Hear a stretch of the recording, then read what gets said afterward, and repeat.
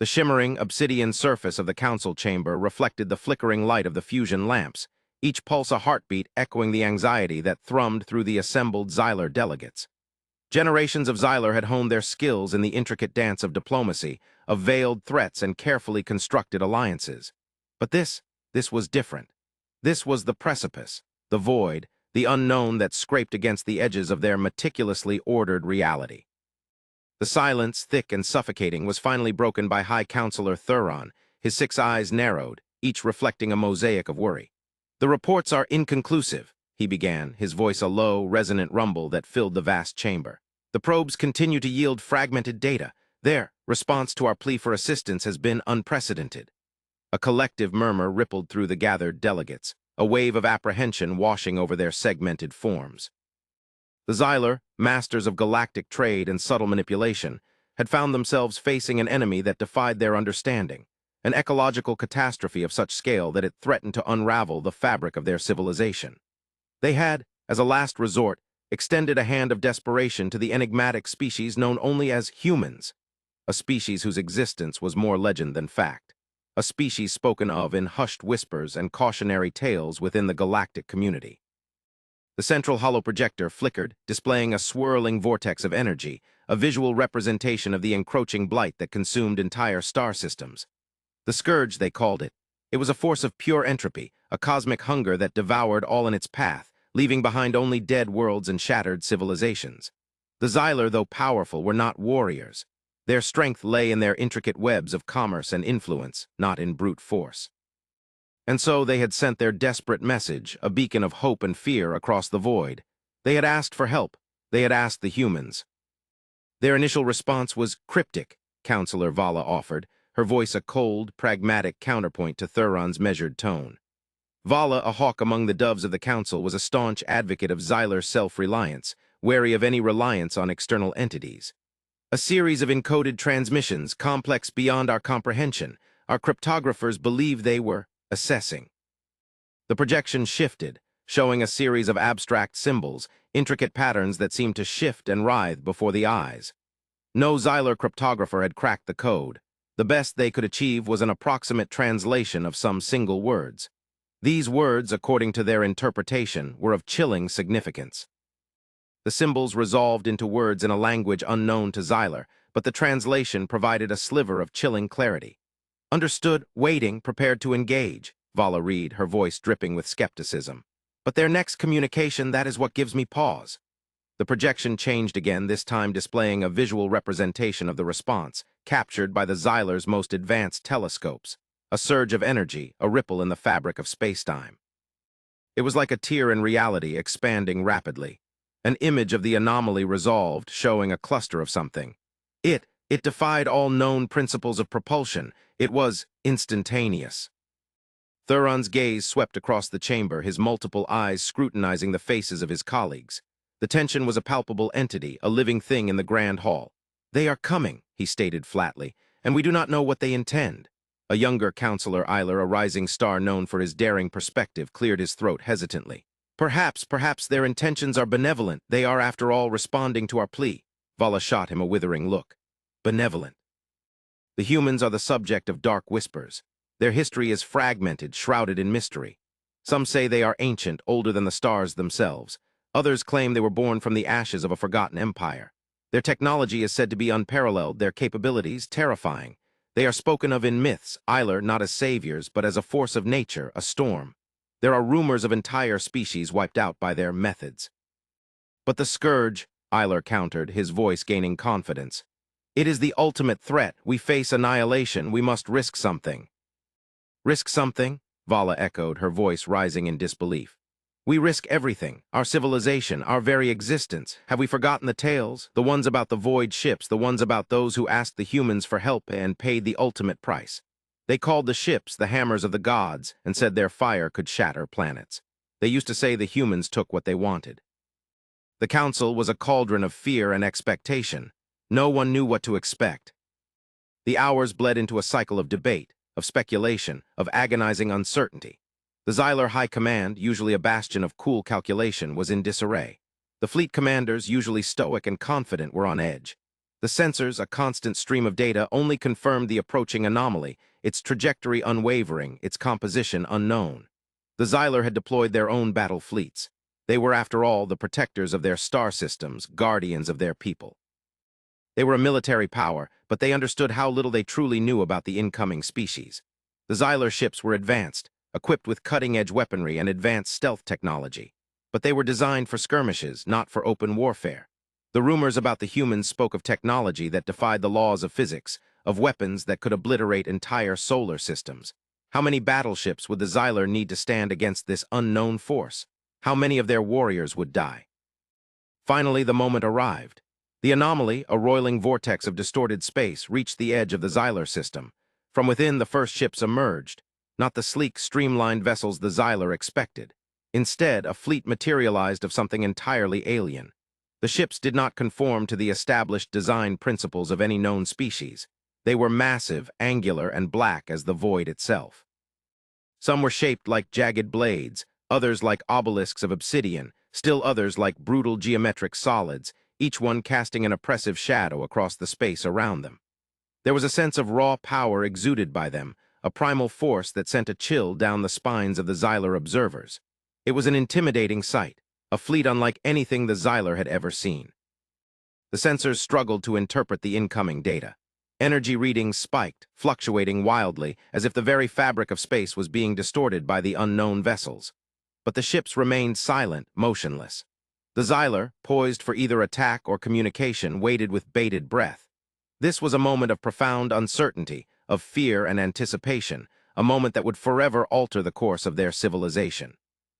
Days turned into weeks as the human fleet maintained its position, neither advancing nor retreating. The Xylar, paralyzed by uncertainty, remained in a state of high alert. Their ships remained positioned at full battle stations. The council continued to meet. The debates grew more heated. The factions within the government hardened. Some argued for a preemptive strike, believing that the humans were a threat to be eliminated before they could make the first move. Others, like Eiler, still clung to the hope of diplomacy, urging the council to establish contact, to learn the intentions of the enigmatic species. Vala, meanwhile, remained a voice of grim caution, advocating for a policy of isolation, of waiting and observing, of preparing for the worst. Finally, a signal was received, a transmission of a type the Xylar had never encountered. The frequency was unknown, the modulation alien, but the Xylar cryptographers, driven by a desperate urgency, worked tirelessly and made their breakthrough. They had cracked the code. The message, when translated, was brief and chillingly precise. "We are here to help. Prepare for planetary interface." The High Council chamber fell silent. The words hung in the air, heavy with unspoken implications. "Planetary interface?" Thuron echoed, his 6 eyes narrowed. "What does this mean?" "It means," Vala said, her voice like ice, "that they intend to land on one of our worlds. They intend to take action." The Xylar, masters of space, had never considered a ground invasion. They were masters of diplomacy, not warfare. The thought of an alien force setting foot on their home worlds, of the potential for devastation and conflict, sent a fresh wave of panic through the assembled council members. Eiler, however, saw a glimmer of hope. Perhaps this is an act of trust. They are offering to show us their methods to combat the scourge. Perhaps this is our salvation. Against Vala's vociferous protests, the council voted to allow the humans to land. A world, a small, uninhabited planet orbiting the star, was chosen as the designated landing site. The Xylar sent a delegation, accompanied by a small escort of military ships, to greet the arrivals, to assess the situation, and to, hopefully, forge some understanding.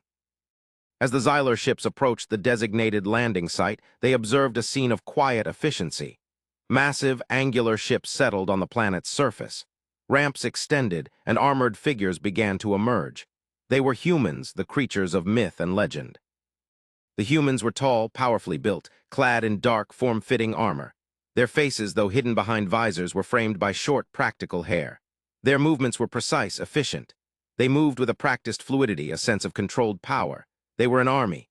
The delegation landed and emerged from their ships. A small contingent of human soldiers, their weapons held at a relaxed stance, met them. The Xylar delegates, their segmented bodies and multifaceted eyes, felt exposed and vulnerable as they approached this unknown, yet imposing force. A human officer stepped forward, his voice a deep, resonant baritone. Greetings, Xyler delegation. I am Commander Eva Rostova. We are here to help you deal with the Scourge. The Xyler delegates exchanged nervous glances. They were outmatched, outgunned, outnumbered. They were standing before a species that could destroy them all, yet there was no hostility in the commander's tone. No aggression, no threat, only a cool, professional demeanor. Eva Rostova, a veteran of countless battles, her face etched with the hard-won wisdom of experience, addressed the Xyler delegation with an almost unsettling calm. "We understand the threat you face," she said, her words carefully chosen. "The Scourge is a cosmic cancer, a force of entropy that consumes all in its path. We have studied your data. We have prepared. We know what to do." The Xyler delegation was led by Counselor Perilous, who was sent in the hopes that his extensive diplomatic experience could allow the Xyler to survive this contact with a dangerous force. Perilous spoke first. We are grateful for your assistance, Commander, but we must understand your methods. They are unknown to us. Are they safe?" Commander Rostova gave no overt reaction, but her calm demeanor could not mask the hint of a subtle smirk. "We can guarantee nothing.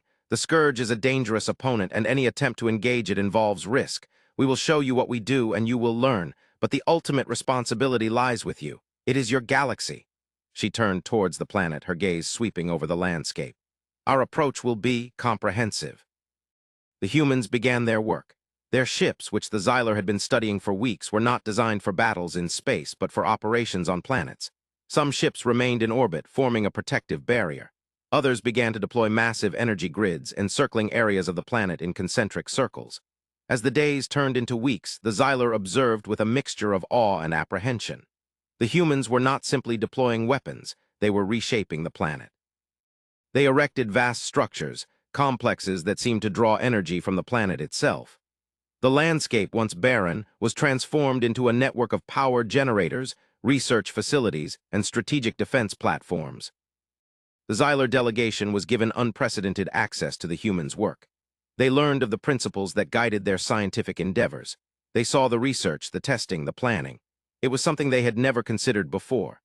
The humans, they found, were not driven by greed, by the lust for conquest, or by the desire for power. They were driven by a relentless curiosity, a thirst for knowledge, and a profound respect for the universe.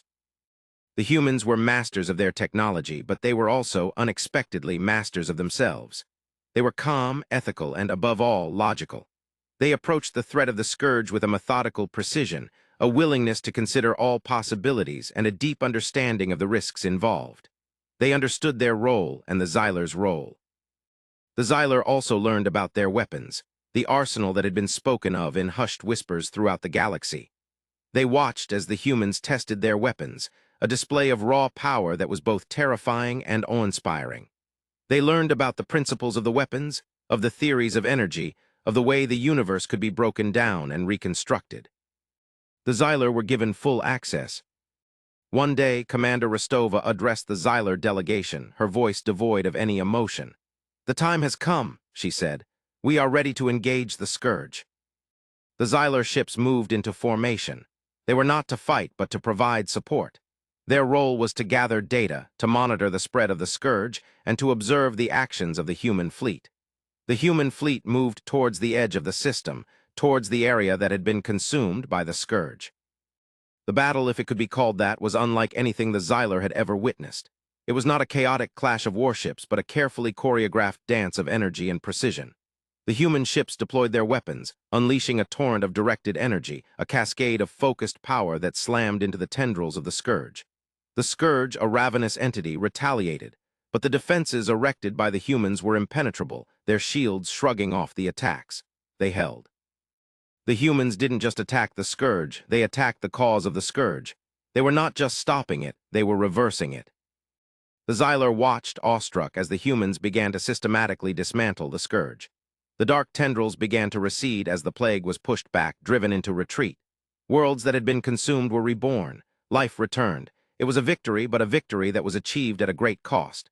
The human fleet suffered heavy losses. Many ships were destroyed, many lives lost. But the sacrifice was worth it. The Scourge was defeated. The Xyler had been saved. Commander Rostova, her face grim, returned to the Xyler delegation. "The Scourge has been contained," she said. "But the threat is not over. It is a cosmic constant. It can return." Perilous was almost speechless. We We don't know how to express our gratitude, Commander. You have saved us. Rostova's gaze was steady. We did what had to be done. We were never expecting thanks. The humans began their departure. They were an enigma, a force of nature that had arrived out of nowhere, and then, after saving a galaxy, were gone again. Before they departed, they offered one last, unexpected gift. They showed the Xylar their technology, their knowledge, and their methods. They gifted the Xylar a technology to monitor the void, to detect and contain the scourge. They provided a wealth of information about how to defend against the threat, about how to rebuild what had been lost. They left the Xylar with the knowledge and the means to protect themselves. The human fleet vanished into the void, leaving the Xylar to ponder what they had witnessed, what they had learned. They had come to understand that the humans were not just a powerful species, but a force for good in the universe. They were protectors, not conquerors. They were builders, not destroyers. They were something the Xylar had never considered. They were heroes. The Xylar Council met again, this time in an atmosphere of relief and cautious optimism. The scourge had been contained. Their civilization had been saved, but the victory came with a cost. The humans were gone. They could never be thanked enough. Thuron, who had become a different being after his experiences, stood before the council, his multiple eyes reflecting a newfound appreciation for the galaxy.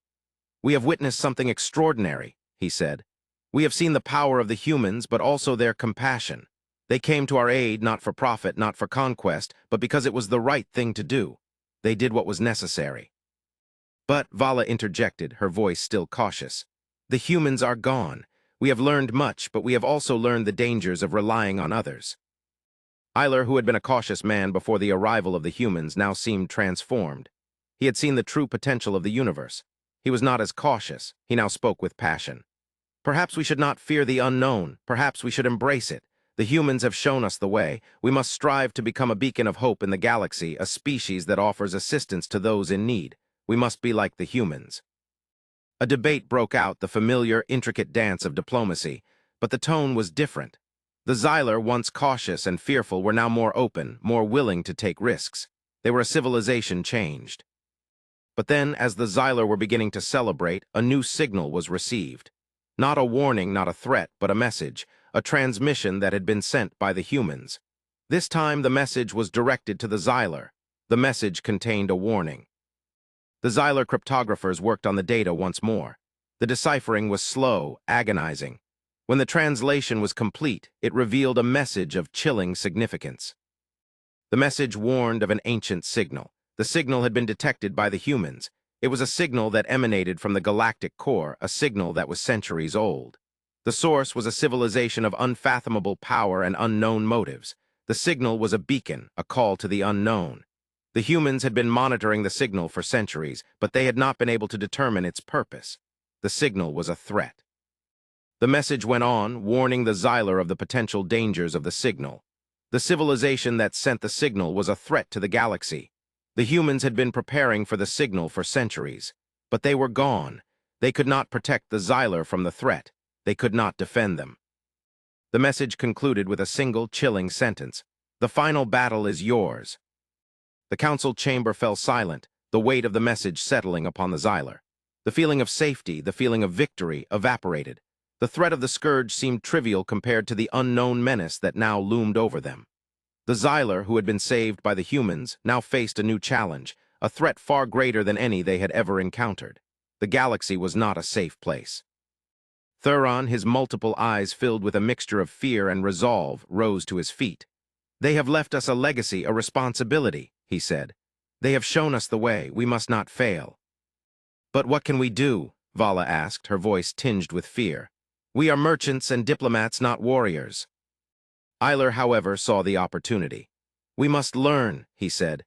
"We must become what the humans were. We must become protectors. We must become guardians of the galaxy." The Xylar began to prepare. They were a civilization of commerce and negotiation, but they could learn to fight. They could learn to defend themselves. They could learn to become something more than they had ever imagined. They began to study the humans' data. They studied their weapons, their methods, their strategic thinking. They began to rebuild their fleets, not for skirmishes and trade wars, but for open warfare. The Xylar sent out their own signals, their own messages. They reached out to other species, offering assistance, forging alliances. They began to explore the galaxy, searching for the secrets of the humans, seeking knowledge of the ancient civilization that sent the ominous signal. They became a beacon of hope, a force for good in the galaxy. The Xylar were no longer afraid. They were a civilization forged in the fires of adversity. They knew they would fight. They knew they might die, but they were ready. They would not fail. And so, the Xylar, once a species of commerce and diplomacy, became a species of warriors and heroes. They had learned from the humans. They were learning to become the people who would protect the galaxy. The humans, in their mysterious departure, had entrusted the fate of the galaxy to the Xylar. And now, the Xylar prepared for the final battle. The Xylar would face the darkness. They would face the unknown. And they would not be alone. The alliance between humans and Xylar would live on. The seeds of humanity had been sown, and now the Xylar were ready to bear the fruit of those seeds. The image shifted. The hollow projector displayed the image of a vast, abandoned megastructure in the galactic core, the origin of the signal. The final message was played. We will return, and we will be ready.